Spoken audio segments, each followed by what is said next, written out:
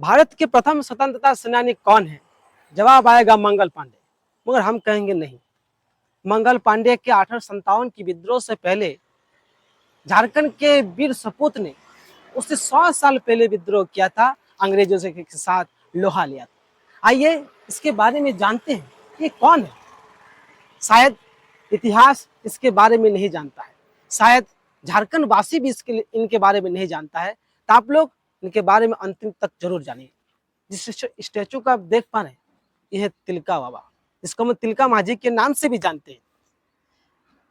भारत के प्रथम स्वतंत्रता संग्राम की लड़ाई जो हम लोग 1857 की विद्रोह के नाम से जानते हैं, उस विद्रोह से पहले 100 साल पहले इस तिलका माझी के स्टैचू आप देख पा रहे हैं कि 1783 में जो तिलका विद्रोह के नाम से अंग्रेजों के साथ विद्रोह किया था, उसका स्टैचू है। आज समाज, खास करके आदिवासी लोग भी इसके बारे में नहीं जानते ये कौन है।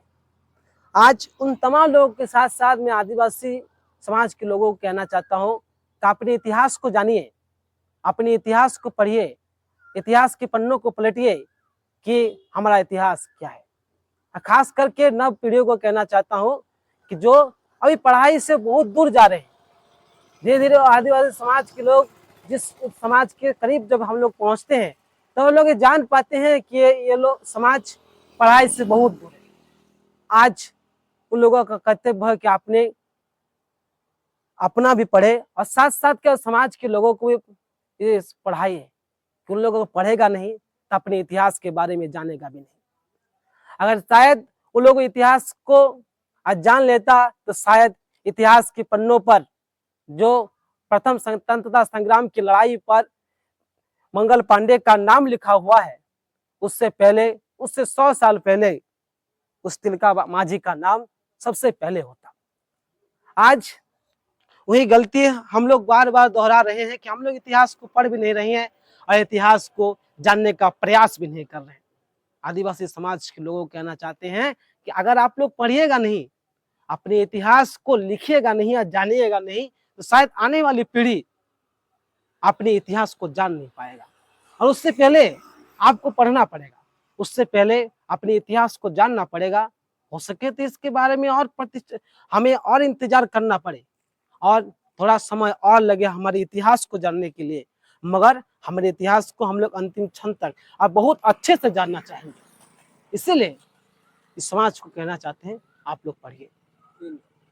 आप लोग पढ़िएगा नहीं तो आपके इतिहास के पन्नों पर ऐसे ऐसे वीर सपूतों को कहाँ छुपा दिया जाएगा किसी को नहीं मालूम। ये खास बात है और ये जानने का अति आवश्यक है कि जब हम भी इतिहास लिखेंगे तो हम अपने पुरखों के लिए सबसे पहले लिखेंगे। वो आपको भी मालूम है, हमको भी मालूम है। तो इसीलिए आप भी अगर कलम पकड़ते हैं, आप भी जब इतिहास के बारे में लिखना प्रारंभ करते हैं तो अपने इतिहास के बारे में, अपने पुरखों के बारे में सबसे पहले लिखिएगा। तो अपने उससे पहले आपको तो पढ़ना पड़ेगा, उससे पहले आपको अपने इतिहास को जानना पड़ेगा, अपने गौरवशाली इतिहास को पढ़ना पड़ेगा। इसे तमाम लोग कहना चाहते हैं। आज किसी और समाज के बारे में हम नहीं कहना चाहते हैं, सिर्फ और सिर्फ आदिवासी समाज को कहना चाहते हैं कि आप पढ़िए, पढ़िए, इतिहास को जानिए और खास करके बार बार इस चीज को कह रहे हैं कि आपके नव युवा हैं और नव पीढ़ी है, उसको पढ़ाइए।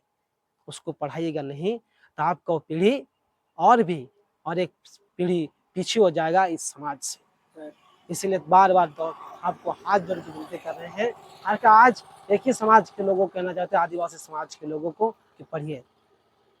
अगर पढ़िएगा नहीं तो आप ही के झारखंड के इतिहास को, आप ही के पूर्वजों के इतिहास को, आप ही के पूर्वजों के वंशज के बातों को आप लोग भूल जाइएगा। अपने उसके बलिदान, उनके संघर्ष, उसकी शहादत, उसके संघर्ष और उसके सपनों को आप भूल जाइएगा। इसलिए पढ़िए, अपने इतिहास को जानिए। जोहार, जय हिंद।